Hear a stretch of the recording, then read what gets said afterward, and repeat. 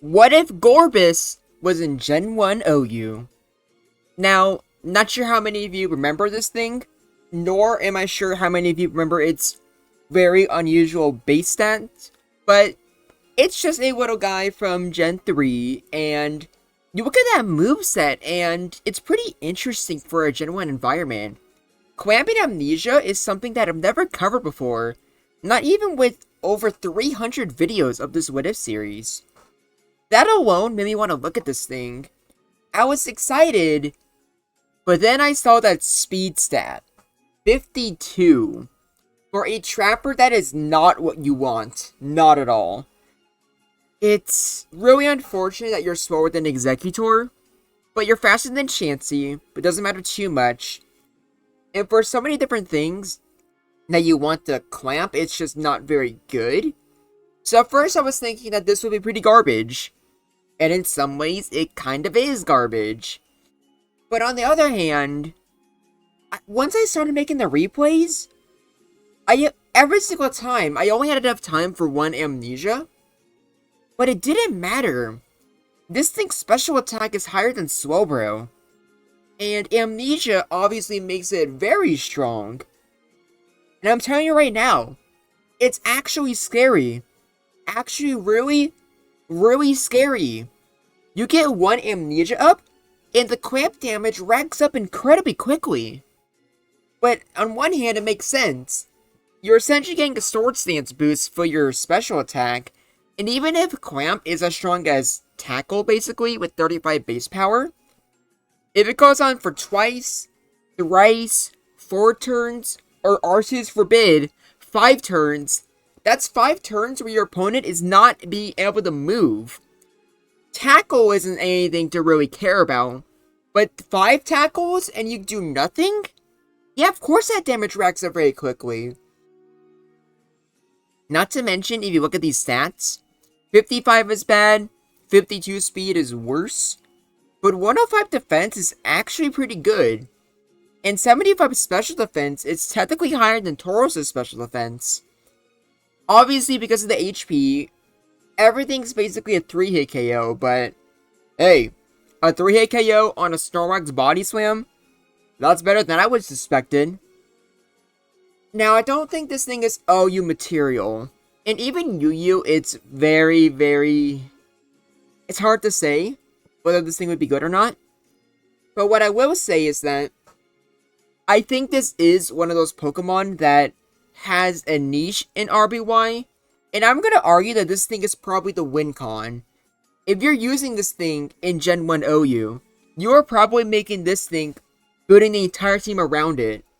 Because if you have a Paraspam team, you paralyze most of their team, go for one Amnesia, yeah, anything this thing's faster than, outside of Chansey exactly, you pretty much just kind of auto-win, as long as Clamp doesn't miss.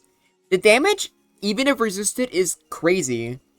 Granted, a Starmie is not caring too much about a +2 Amnesia, but if you get the opportunity, if you can set up for like a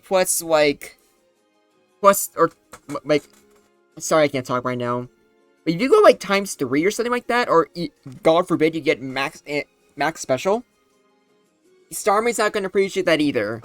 Although with that HP stat, that's definitely a pipe dream. But still, just 2 is good enough.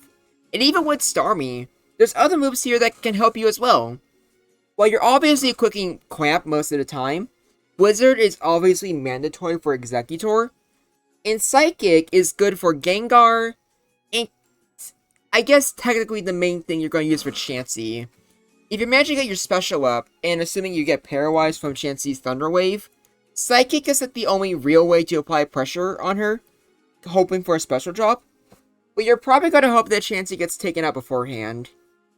But overall, not the best. But you know what? Half of you forgot about this thing's existence, and the other half probably assumed it wouldn't be good enough. So even though it's not accomplishing too much in Gen 1 OU, that's still more than I think anyone was suspecting. Also, if this thing had Cell Smash as a signature move, especially in RBY, it straight up would just be banned. Like, if this thing could be faster than everything, and then get clamps off, that is terrifying. But for now, let's get right into the replays. Starting off with the boy himself, we got Tauros, and this was where I realized Clamp had potential. Granted, it got super lucky in this replay. So lucky to where I'm gonna say pretty easily that Tauros is a bad matchup. But still, look at that damage. Like, when you get Clamp, it is doing an absurd amount when Amnesia is boosting it.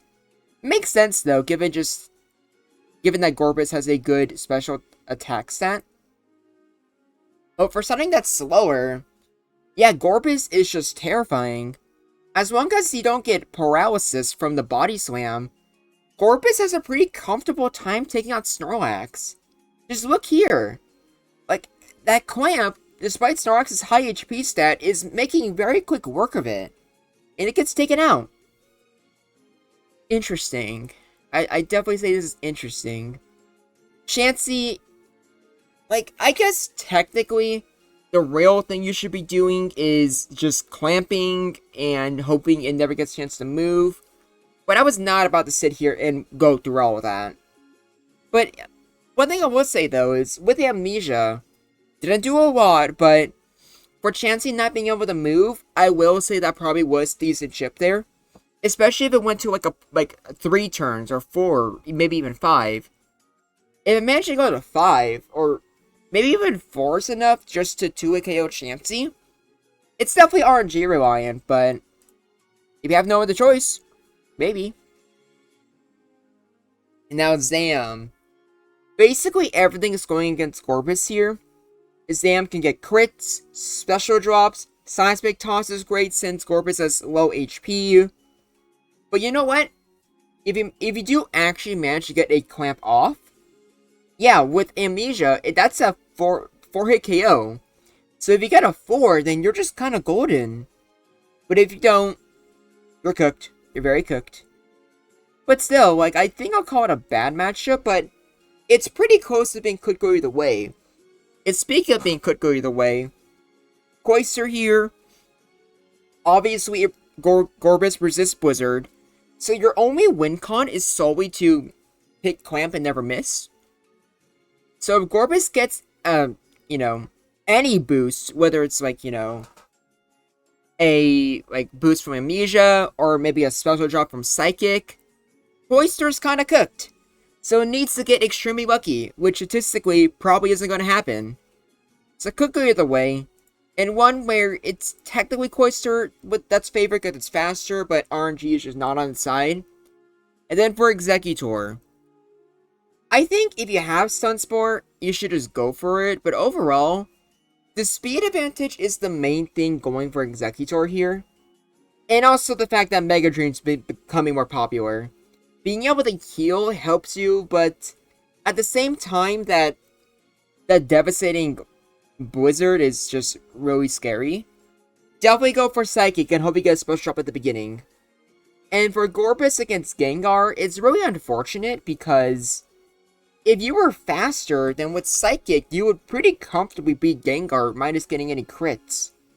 So that's unfortunate, but also just kind of shows that, like, if you're using GOREBYSS on a Paris BM team, Gengar would probably fear you, so it's just worth noting that. And here we got another lead. This time it's Jinx. Without special effective coverage, with Amnesia, you take this way better. Although, thanks to a special drop, you're not doing a 4-hit KO. So the special drop there actually kind of mattered, because I'm pretty sure you probably would have been doing at least somewhere around 25, if I had to guess. So it can go either way. It really just depends on crits and special drops from a Jinx. Now for Starmie. Oh boy, what you would imagine is probably true. Clamp, Psychic, Blizzard, all 3 of these are resisted by Starmie. The only advantage you got is the chance that it's, like, using Surf, Blizzard, or Psychic. Or so technically Psychic could be just as annoying thanks to crits and special drops. But you're a little relieved if it's using that over Thunderbolt. I almost put this in Could Go Either Way, just because the set can be a big difference, but I think in practice it really doesn't matter. I think Starmies will always have either Psychic or Thunderbolt. Bliss Surf Starmies I just don't think are popular, and definitely wouldn't be popular if GOREBYSS was in the format. So no matter what, Starmie is probably going to have options to hit GOREBYSS. And if it has any options, then GOREBYSS struggles. Obviously, with just a Psychic, there's a chance you can win. But you don't have recovery, so yeah, probably not. Also, GOREBYSS hates paralysis with a passion. Now here we go, we got Victory Bell. And Victory Bell, there's not much I can really say here. As long as you don't get unlucky and miss Razor Wave, you just win this matchup pretty comfortably. Or get frozen, but you're probably fine. And last but not least, we have Jolteon. Or, no, not Jolteon, this is a Flying Jolteon. And that's what we call Zapdos.